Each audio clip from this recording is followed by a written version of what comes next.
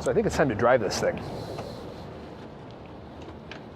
Oh, that's just sweet. I don't know. I mean, this thing is just ridiculous.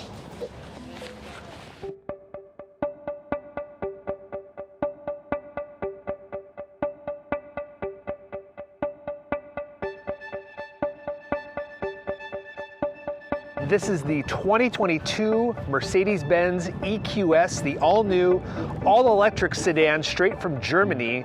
As you can see, it's still camouflaged a little bit. We got a sneak peek with the car before its official unveiling, so let's check it out. The EQS is meant to be the all-electric version of the Mercedes S-Class, which is the automaker's flagship luxury sedan. But the body of the vehicle is really unlike any sedan I've ever seen before. Mercedes is really throwing down the gauntlet on an aerodynamic design with a sleek, flowing silhouette that almost erases any hint of a traditional sedan form. That will definitely help improve the vehicle's range, but will also create a more quiet cabin environment. We can't see the whole car because Mercedes is still keeping a little bit of it under wraps. So we don't know whether the EQS will have the same digital front grille that we saw with the Vision EQS concept car a couple of years ago. We'll just have to use our imaginations, and I'm imagining something very pixelated.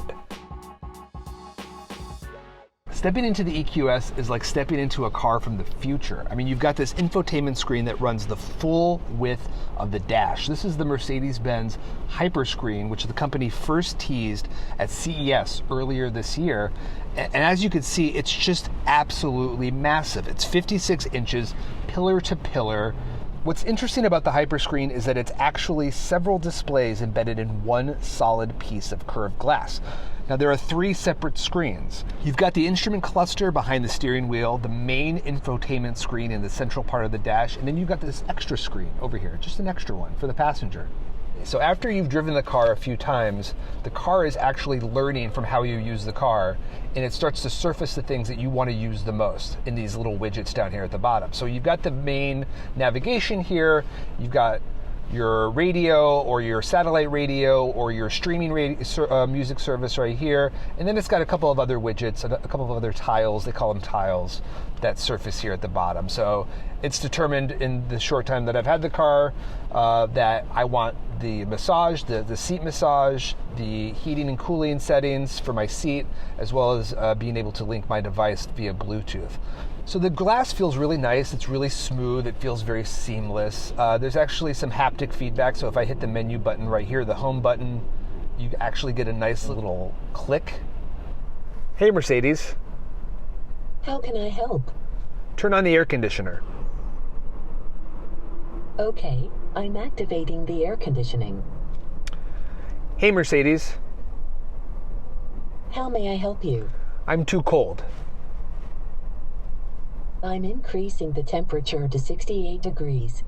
So in terms of the screens in this vehicle, I've given you a bit of a sense of what's up front, but it's literally half of the screens that are available in this car, which is kind of hilarious. You would think this 56-inch long Hyperscreen would be enough screen for any car, not for Mercedes. Mercedes wants even more screens. So we can show you in the back seat, there are 2 screens on the back of the headrest for both the driver and passenger seat. So your rear passengers can enjoy various streaming service capabilities. They can look through the music. I think I just turned the lights on by accident because there's just lots of haptic feedback, touch controls all over this thing that you find yourself kind of even just bumping into sometimes without even really meaning to.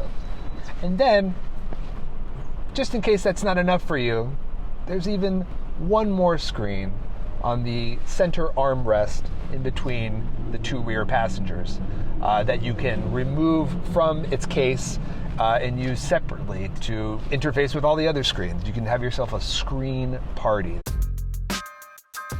The EQS will be available with 2 different battery configurations, a 90 kilowatt-hour version and a larger 107.8 kilowatt-hour version, which is the model that we're currently driving. That's a really powerful battery, especially when you consider that the largest battery that Tesla sells is only 100 kilowatt hours. That makes the EQS's battery one of the largest on the road currently.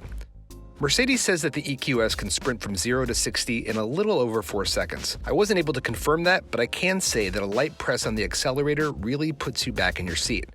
It's not going to rival the sub 3-second times that Tesla was able to achieve, but for a full-size luxury sedan, it's plenty fast. We didn't have the EQS long enough to test out the range, but if what Mercedes is telling us is true, this may be the new king of long-distance EVs. The company says its larger battery will get around 478 miles on a single charge, or about 770 kilometers. That's longer lasting than the most powerful Tesla, which has a range of 402 miles. It's a really impressive amount of range for Mercedes. Now, Mercedes is basing its range estimate on the European standard, which is more optimistic than the US standard, so it's possible that range could drop a bit when it hits the US. But it still seems likely that Mercedes will have a really strong contender on its hands when it comes to the global battle for EV range dominance. There's a lot riding on the EQS when it eventually goes into production. Now, Mercedes' first long-range EV, the EQC, hasn't reached the US yet, and it's expected to be delayed indefinitely. That makes the EQS Mercedes' first electric vehicle to reach North America when it goes into production this summer, and that's a pretty big deal. So when it eventually comes out, the EQS will go toe-to-toe with other luxury automakers' electric vehicles like the Audi e-tron, Porsche Taycan, Jaguar I-Pace, and the Tesla Model S. Now, I think the EQS is going to do quite well, and here's why. Mercedes is Mercedes, and the S-Class, if you'll pardon the pun, is in a class all of its own. Now, a lot of people consider the S-Class to be the pinnacle of automotive luxury. Now, Tesla has a huge head start, there's no question about that. But if Mercedes is going to be able to deliver on the range that it's promising in this vehicle, and it only ends up costing a little bit more than the most expensive Tesla, then there's no reason why this car won't be a huge hit. Now, the Tesla Model S is getting a major refresh coming out, but it's also been around for almost a decade. That makes the EQS the new kid on the block, and a lot of people, especially rich people, want the newest and best car that they can afford. The price is, we don't know. We don't know what the price is. Mercedes won't tell us yet what the price is, but they did say that there's going to be a couple of different trim levels on the vehicle. We can assume that it's going to be somewhere north of $100,000, but you also take $7,500 off that price because Mercedes is still eligible for the federal EV tax credit, unlike Tesla and GM. Overall, I think the EQS is really going to impress a lot of people who are already really impressed with luxury cars, and especially S-Class vehicles. But that said, I think what's actually really interesting about the EQS is what it's going to do for Mercedes and its brand name when it comes to electric vehicles. Because I think the EQS is actually going to help elevate Mercedes as a more serious contender in the EV market than it really ever has been before. Thanks for watching. Please make sure to like and subscribe. And if you want more electric car coverage, check us out at youtube.com/theverge.